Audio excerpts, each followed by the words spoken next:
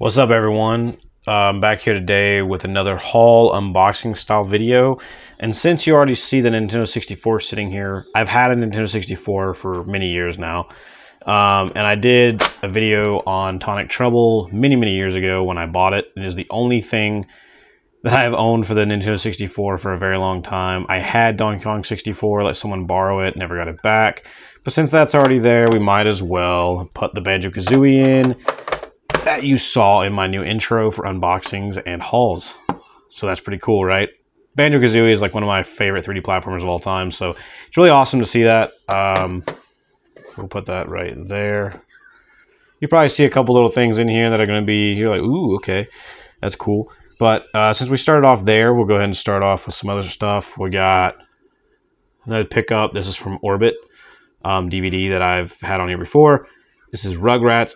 I Gotta Go Party. I kind of got it as, you know, someone who watched Rugrats as a kid, but also could be something that my kid could play, and I played it, and it's kind of like one of those games where you move around like a point and click, and you try to find the kids in the environment, and you then, once you find one, you do a mini game, and that's kind of how you progress through levels. So I thought that was pretty cool. Then I also got the Dora the Explorer, The Search for Pirate Pig's Treasure, which is 100% for my kid, but I did also watch Dora Explorer as a kid. But I decided to check it out, like I have all these games when I got it. And honestly, it's a pretty easy side-scroller, 2D platformer kind of game. And actually seems pretty decent and definitely good for kids and actually a decent learning experience. So that's cool. Then I got this one. I actually grabbed the other Over the Hedge game before I grabbed this because I saw it and I was like, oh, I bet they have that. I played it as a kid. I rented it for original Xbox. So good. But this is Over the Hedge Hammy Goes Nuts, the Game Boy game, which I didn't know existed until I saw it in their little bargain bin for Game Boy games. And, well, let me just tell you, it's not my kind of game necessarily. It's like a Game Boy golf game. But it's actually pretty fun, so I'm actually having a good time with it. So I might actually beat that sometime soon, because it's relatively easy, but it's pretty cool. It's one of those games that's more arcadey, where it's focused on, you know, kind of more about the high score aspect of things. I'm just going to throw this in here. I grabbed it recently, got it for relatively cheap, like 10 bucks or so, as We Happy Few for the Xbox One. It does have some little bonuses, runs a little bit better with Series X. Looks great in 4K, runs a smooth 60. It was one of those games that came out. I don't think it did crazy well, but it was decently well received, especially as everything came out. It's very good. If you like mystery and stuff like that, it also has a pretty focused storyline similar to something like BioShock, something like that. Very unique kind of game. I think it's kind of like a predecessor to stuff like Outer Wilds in that way that it really makes you think. It's unconventional in a lot of ways, and it's not for everyone, but it's really cool. And then here we are to the original Xbox version of the Over the Hedge, which is backwards compatible on Xbox 360, in case you're wondering. Definitely plan on playing it soon. Might even play it with my girlfriend or my son. That's going to be a good time. I rented this, absolutely loved it. You can see right there, I haven't taken the sticker off yet, but it was 10 bucks. I mean, that's not bad at all for an original Xbox game. And then one that I was really excited to get is Dark Watch for the original Xbox by High Moon Studios and Capcom. Actually, the first High Moon Studios game. Orbit actually does a few of these things where they actually print out and sometimes kind of crappily cut these things in it, which I guess is better than nothing, but it does bother me because some of these spaces, like if it's not cut great or they cut off like too much on the end.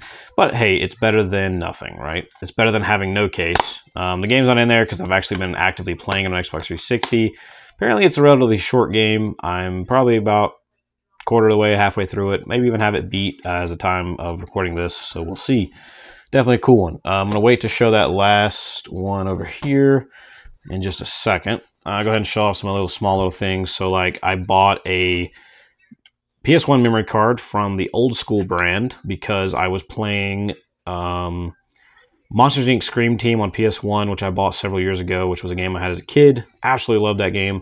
Then I was like, oh yeah, I can't save the game because I was playing it on PS2. So I was like, crap, I need to buy this. So I like spent 10 bucks, got this, got it, and I was like, oh yeah, you can play all PS1s backwards compatible on any PS3, and it just saves the hard drive. So I was like, well, screw it. I'll just use the memory card, play old school. Why not? Okay, let's just segue into that. I also picked up House of the Dead Overkill, which is the first light gun on-rail shooter type game that I have owned for the Wii, even though I've always been a light gun fan and fell in love starting with House of the Dead 1 or 2, I think.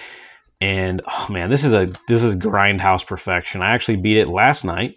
It's about 4 hours or so, but these games are all about high scores and replayability and unlockables and stuff like that. It's very much like old Resident Evil in that kind of way, so that one is pretty cool. I'll throw that off over here.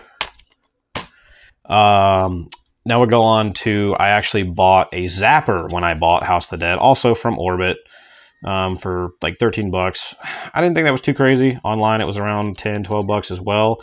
Old School, in fact, makes a version of it. And I actually took out the Wii, got this baby hooked up and everything, and played House of the Dead Overkill for a good portion of yesterday, and I beat it last night. I've not put it up because I don't have anything else that I'm playing right now on it, but I will be buying House of the Dead 2 and 3 Returns and try to get the Umbrella Chronicles and Darkside Chronicles games because I'm a big light gun on-rail shooter fan, which people probably don't know because I've never covered any of those games or really talked about them much on the channel. So that'll be pretty cool. When I get those, I'll definitely show them in a video, and I'll definitely be beating them. Funny enough, you see my Switch here, which I've also shown off in a video. We boot this up real quick. I think I have it. Yeah, I got it in rest mode. I'm on House of the Dead Remake. So I was playing House of the Dead Overkill, and I was like, okay, I'm in a mood for this stuff. I wanted to get the House of the Dead Remake, and I never did get around to it. You know, how much is it? Blah, blah, blah. I go on there. It's like normally 25 bucks. I had it on sale for $6. I used some points, and I got that baby for $4. And that is a steal. This is a game you can beat in 45 minutes to an hour, but to go back through, get everything, and all that stuff, you know, it takes a little bit longer, of course. I'm at the end. Funny enough, I made it to the final boss, and it took every single default life they give you, which is like 10 lives. Which is insane. So yeah, it's the final chapter and stuff like that. But I got it, and I was like, yep, okay, this is a cool addition. It actually, as you can see, I'm using the joystick, and it actually runs really well. And playing with the joystick is actually pretty dang smooth. And I played with the rumble, or the gyro, which is not like the sensor from the Wii. It just uses the gyro for the motion.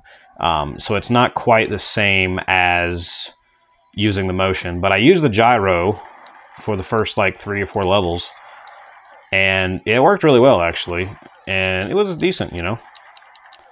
It works surprisingly well, but I actually kind of think that using the joystick, oddly enough, is more precise. Now, if it had an actual like light gun using sensor like the Wii, it would be a lot better.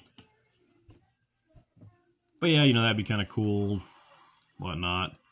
So yeah, I've been messing around with this. You got a little boss run kind of thing going on here, which is funny. Let's just beat him real quick, and then we'll move on. There we go. Now let's move on. I moved some of this stuff out of the way because I actually got something big that I want to show off over here. But I got this as a early Christmas present for my girlfriend. She always, or my fiance, I got used to calling her my fiance. That is what she is, but I always call her my girlfriend. It's just, we've been together for so long, and that's what's ingrained in my mind. But dude, this is cool. Like it's actually a sealed, unopened Mortal Kombat 1 plug and play with 2-player capabilities. You buy another one of these, you sync them up.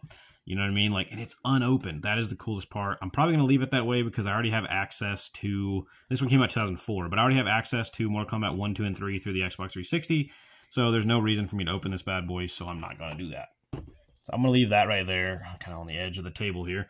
I'm trying to make a little bit more room because I got a big thing to show off next. Let's move this baby here. All right. I'm trying to open this here. It's in an old box. Got a few games. That is out of the way. I was playing it the other day, so give me a second. All right, big reveal. Let's go. It's a Sega Saturn, baby. It is a Sega Saturn. Everything works. It's awesome. I was able to grab it for 50 bucks from someone I work with. It's an awesome addition to the collection. Never played a Sega console in my life. I got 2 of these babies, 2 of the controllers. Man, these are actually some of the best old school controllers that are very much like playing on an arcade. I actually really like that over like the Super Nintendo and stuff like that. I'm really big fan of that. So yeah, so we got that. I'm going to show off some of the games. I've actually been playing it and playing a few of these games, which I'll talk about. So give me 1 minute for that. They actually had a bunch of Genesis games that came with it when I bought it.